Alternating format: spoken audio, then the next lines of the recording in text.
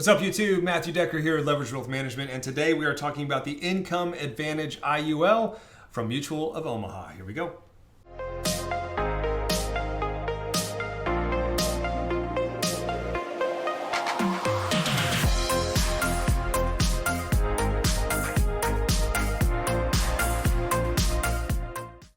So this Income Advantage IUL from Mutual of Omaha is a product that I'm relatively familiar with. They have two index universal life insurance products. This is the first one that I'm reviewing. I'll eventually get to the other as well.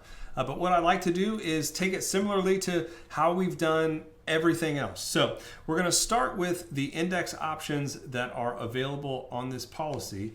And when it comes to Mutual of Omaha, this is not necessarily their bread and butter, indexed universal life insurance contracts.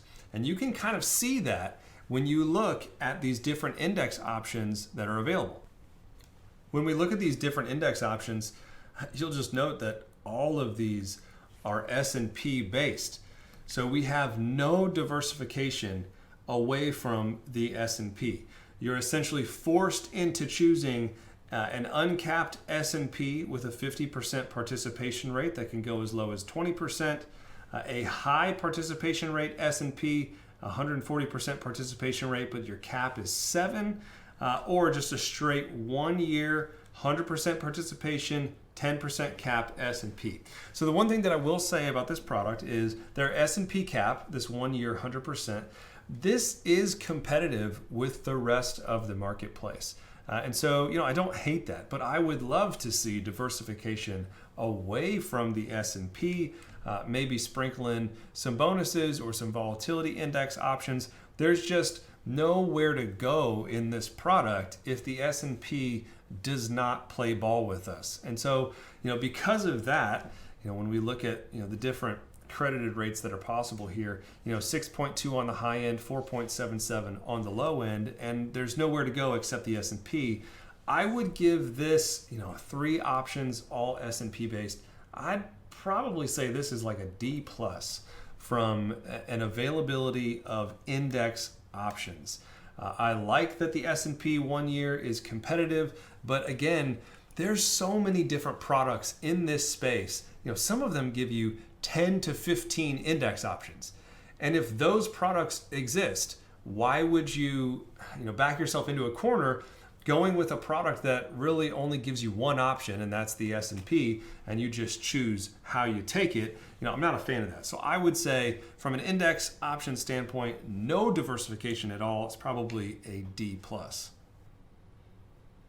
When it comes to the loan provisions on this contract, like most A-rated carriers, they have their standard loans, which come at a 2% years 1 through 9, and then a wash loan, or a net cost of 2, a wash loan after the 9th year. So that's pretty standard. That's in line with the rest of the industry. I like that they have that. And then they have their indexed loan.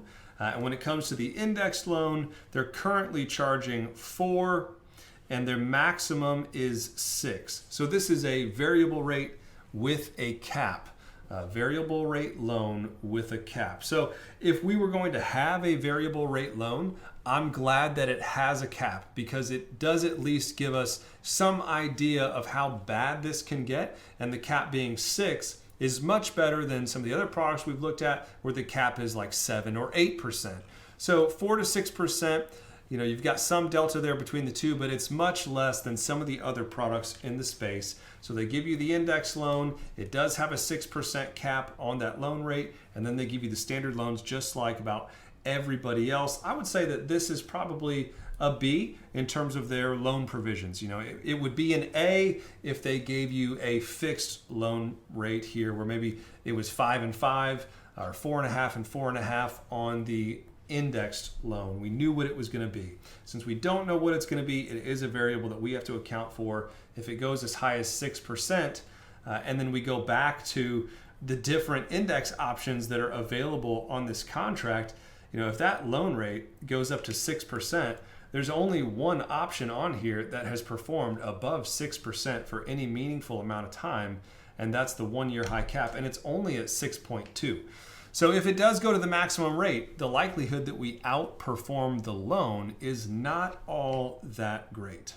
Like all products, they do have an area where they're interesting. They have this guaranteed refund option where based on the year of the policy in which you want to access this rider, you can actually take out some of your dollars guaranteed, based on the premiums that you've paid and what you've got in cash and all of that. So it's an interesting option. I've never really seen it used, especially because, typically your surrender value is going to be larger than your guaranteed refund option. But in the event where things go really poor, this could be something that is interesting, I suppose. The better rider for me, though, is the chronic illness rider. So it comes at no additional charge, and they do a good job of detailing out, how much you can actually take, which I really do like. If we go to the ledger on this illustration, it's the same basic ledger that we've been talking about doing these product reviews, $150,000 for 7 years. It's an asset reposition, taking about $1 million, funneling it into this contract over a series of years,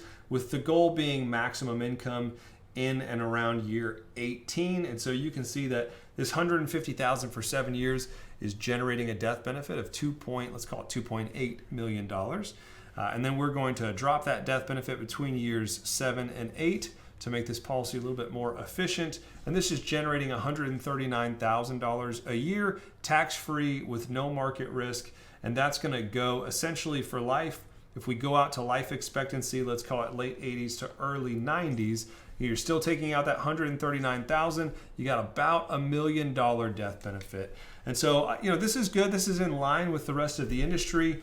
The biggest downside to this product is, you're locked into the S&P. Those are the only options that are available to you.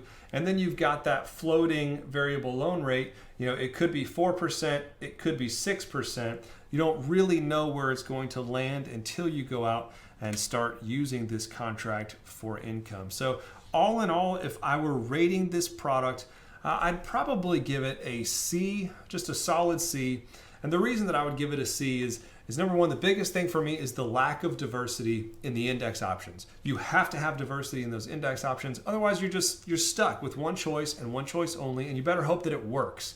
And then on top of that, the loan provisions are, better than some of the other products we've talked about. But if you're going to force us into an S&P only option, then I really need that loan rate to be rock solid. I need it to be a fixed participating loan rate or a variable rate with a cap of 5, something in that realm, because with no diversity in your index options and a loan rate that can move, it makes projecting out this contract very difficult. And when we look at, just this hypothetical growth rate, right? This is an insurance company and they're trying to sell as much of this policy as they can possibly sell. And so that these numbers are probably generous, right? They're not being conservative on their non-guaranteed illustrated interest rates for these different options because they're trying to sell as many of these as they can.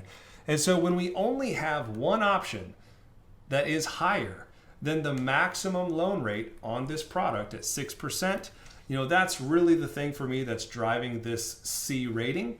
And because of that, I think that there are probably better products out there if you're looking for maximum cash and income. But hopefully this has been helpful. Again, let me know what other products you want us to tackle. I'm making a long list and we'll get through that list as we go. If you haven't already done so, like this video, subscribe to my channel, say something nasty to me in the comments. It really doesn't offend me at all. In fact, sometimes I get a laugh out of a lot of it. So thanks for sticking with me here. Until next time, take care.